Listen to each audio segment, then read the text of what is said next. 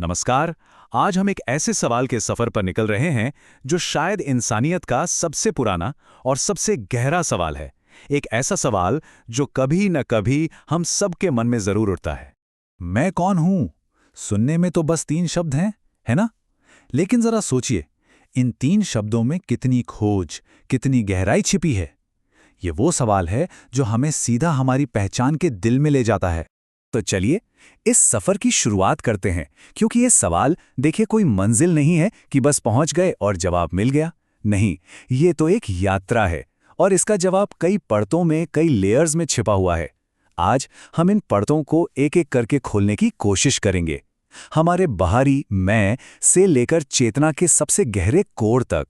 तो शुरुआत कहां से करें? चलिए सबसे पहले उस मैं को समझते हैं जिससे हम रोज मिलते हैं। हमारा साइकोलॉजिकल मैं, यानी हमारी पहचान, हमारी पर्सनैलिटी। साइकोलॉजी का नजरिया बड़ा प्रैक्टिकल है। वो कहता है कि हमारी पहचान कोई पत्थर पे लिखी लकीर नहीं है, बल्कि ये तो पूरी जिंदगी चलने वाली एक प्रोसेस है, जिसे हमारे फैसले और हमारे कमिटमेंट्स, मतलब हम किन चीज़ों से जुड़ते हैं, वो आकार देते हैं। आपने आइडेंटिटी क्राइसिस शब्द तो सुना ही होगा। साइकोलॉजिस्ट एरिक एरिक्सन ने यही बात कही थी कि खासकर टीनेज में हम इस कश्मकश से गुजरते हैं कि भाई हम हैं कौन और हमें जिंदगी में करना क्या है। अब ये बड़ा दिलचस्प है। जेम्स मार्सिया ने इस प्रोसेस को 4 हिस्सों में बांटा। देखिए 2 चीजें सबसे जरूरी हैं। एक एक्सप्लोरेशन, यानी आप कितने अलग अलग ऑप्शंस खोजते हैं, और दूसरा कमिटमेंट, यानी आप किसी एक रास्ते को कितना पक्का चुनते हैं। तो कुछ लोग हैं जो बहुत खोजबीन के बाद अपना रास्ता चुनते हैं, यह है अचीवमेंट। कुछ लोग अभी खोज ही रहे हैं, कंफ्यूज्ड हैं, यह है मोरेटोरियम। कुछ ऐसे भी हैं जो बिना खोजे बस जो परिवार ने या समाज ने कहा वही मान लिया, इसे कहते हैं फोरक्लोजर। और आखिर में वो लोग हैं जो ना कुछ खोज रहे हैं ना ही कुछ चुन रहे हैं, ये डिफ्यूजन की स्टेट है। लेकिन क्या हम बस इतना ही हैं? क्या हमारी पहचान बस यही सब है? चलिए अब थोड़ा और गहरा उतरते हैं और वेस्टर्न फिलॉसफी की दुनिया में झांकते हैं। यहां सवाल और भी बुनियादी हो जाता है। ये जो मैं है, क्या ये वाकई उतना सॉलिड है जितना हमें लगता है? यहां हमें 2 बिल्कुल अलग अलग विचार मिलते हैं। एक तरफ है रेने देकार्त, जो कहते हैं मैं सोचता हूं इसलिए मैं हूं, यानी उनके लिए मैं एक सोचने वाला, एक फिक्स्ड सेंटर है। लेकिन फिर आते हैं डेविड ह्यूम। वो कहते हैं एक मिनट रुको, जब मैं अपने अंदर झांकता हूं तो मुझे कोई एक मैं तो मिलता ही नहीं, मुझे तो बस विचारों, भावनाओं और यादों का एक बहता हुआ झरना सा मिलता है। तो सोचिए, हम क्या हैं? एक स्थिर आत्मा या बस अनुभवों का एक लगातार बहता हुआ प्रवाह? और अब हम इस पूरी खोज को एक बिल्कुल नई दिशा देने वाले हैं। चलिए भारत के आध्यात्मिक दर्शन की ओर चलते हैं, जो इस सवाल को ही पलट कर रख देता है। ये बाहर की पहचान से हटकर हमारे असली स्वरूप की बात करता है। यहां ये यात्रा शुरू होती है कोहम से, मतलब मैं कौन हूं, ये जिज्ञासा की एक इल्यूजन की स्टेट है। लेकिन ये यात्रा खत्म होती है सोहम पर, जिसका मतलब है मैं वो हूं। ये इस सच्चाई का अनुभव है कि हमारी छोटी सी चेतना उस बड़ी ब्रह्मांडीय चेतना से अलग है ही नहीं। और ये सिर्फ कोई थ्योरी नहीं है, ये एक जीता जागता अनुभव है। तो ये वो क्या है जिसके साथ हम एक हैं? अद्वैत वेदांत कहता है कि हमारा असली स्वरूप, हमारा रियल नेचर सत चित आनंद है। चलिए इसे समझते हैं। सत यानी वो अस्तित्व जो हमेशा है, एब्सोल्यूट एग्जिस्टेंस। चित यानी एब्सोल्यूट चेतना, कॉन्शियसनेस।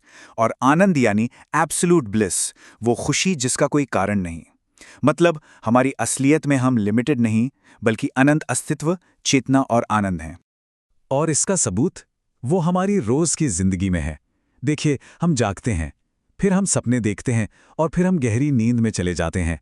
गहरी नींद में जब कोई ख्याल नहीं, कोई शरीर का एहसास नहीं, तब भी कोई तो है जो शांति को अनुभव कर रहा है ना? तभी तो हम सुबह उठकर कहते हैं, आह क्या बढ़िया नींद आई। तो वो मैं कौन था जो सो रहा था? वेदांत कहता है यही तुरिया है, वो साइलेंट विटनेस, वो साक्षी चेतना जो इन तीनों अवस्थाओं के पार है और हमेशा मौजूद रहती है। यही हमारा असली स्वरूप है। अच्छा, तो इस परम सत्य को अनुभव करें तो करें कैसे? इसके लिए मोटे तौर पर 2 रास्ते बताए गए हैं। एक है दिमाग का रास्ता, ज्ञान का, और दूसरा है दिल का रास्ता, भावना का। पहला रास्ता है आत्मविचार का, जिसे रमण महर्षि ने सिखाया। ये एक बहुत ही डायरेक्ट और पावरफुल टेक्निक है। जैसे ही मन में कोई भी विचार आए, कोई भी थॉट, बस खुद से पूछिए ये विचार किसे आया? जवाब आएगा मुझे। फिर तुरंत अगला सवाल पूछिए ये मैं कौन हूं? ये सवाल आपके मन को बाहर भटकने से रोककर सीधा उसके सोर्स, उसके स्रोत की तरफ मोड़ देता है। और बार बार ऐसा करने से वो जो झूठा मैं है, यानी हमारा ईगो, वो धीरे धीरे घुलने लगता है। और दूसरा रास्ता है भक्ति का, जो बिल्कुल अलग है। यहाँ ईगो को ज्ञान की तलवार से काटा नहीं जाता, उसे प्रेम और समर्पण से पिघलाया जाता है। भक्त खुद को नित्य दास, यानी ईश्वर का एक शाश्वत सेवक समझता है। वो निस्वार्थ सेवा के जरिए अपने मैं को भूलकर ईश्वर के प्रेम में डूब जाता है। यह मंजिल सिर्फ मुक्ति पाना नहीं, बल्कि भगवान के साथ एक प्यारा, एक प्रेम भरा रिश्ता बनाना है। इन्हीं गहरे सच को सिर्फ फिलोसोफर्स ने ही नहीं कहा, संतों और कवियों ने तो इन बातों को बड़े बड़े शब्दों में नहीं, बल्कि सीधे दिल में उतर जाने वाली कविताओं और दोहों में पिरो दिया है। कबीर का ये दोहा सुनिए, जब मैं था तब हरि नहीं, अब हरि हैं मैं नहीं। कितनी सीधी पर कितनी गहरी बात है। कबीर कह रहे हैं कि मैं यानी अहंकार और हरि यानी ईश्वर, ये दोनों एक साथ रह ही नहीं सकते। जैसे ही अहंकार का पर्दा हटा, सामने हरि ही हरि हैं। और बिल्कुल यही बात सूफी संत रूमी अपनी इस कविता में कहते हैं। एक प्रेमी अपने महबूब का दरवाजा खटखटाता है, अंदर से आवाज आती है, कौन है? वो जवाब देता है, मैं हूं। दरवाजा नहीं खुलता, वो लौट जाता है, और जब वापस आकर फिर दरवाजा खटखटाता है तो अंदर से वही सवाल आता है। इस बार वो जवाब देता है, तुम ही हो, और दरवाजा खुल जाता है। मतलब जब मैं मिट गया तभी असली मिलन हुआ। तो हमने इतने सारे मैं की बात की, एक साइकोलॉजिकल, एक फिलोसॉफिकल और एक स्पिरिचुअल। अब सवाल ये उठता है कि इन सबको एक साथ कैसे देखें। इसका एक बहुत ही सुंदर और प्रैक्टिकल रास्ता स्वामी विवेकानंद जैसे आधुनिक विचारकों ने दिखाया। उन्होंने कहा कि आध्यात्मिकता का मतलब दुनिया छोड़कर भागना नहीं है। इसका असली मतलब है दुनिया में रहकर अपने काम के जरिए, अपनी सेवा के जरिए हमारे अंदर की उस दिव्यता को बाहर प्रकट करना। वो दिव्यता हम सब में है, बस उसे जगाने की, उसे जीने की जरूरत है।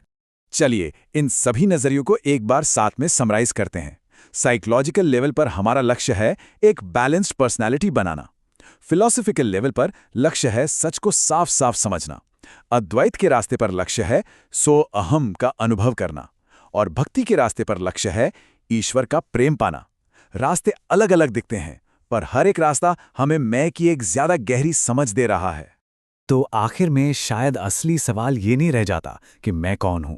शायद असली सवाल ये बन जाता है कि हम कौन सा मैं जीने का चुनाव कर रहे हैं। क्या हम सिर्फ अपनी छोटी सी साइकोलॉजिकल पहचान में ही सीमित रहना चाहते हैं, या हम अपनी उस गहरी आध्यात्मिक पहचान को भी जीना चाहते हैं जो अनंत है और आनंद से भरी है। ये चुनाव, ये फैसला, इसका जवाब किसी और के पास नहीं, हम सबके अपने अपने अंदर है।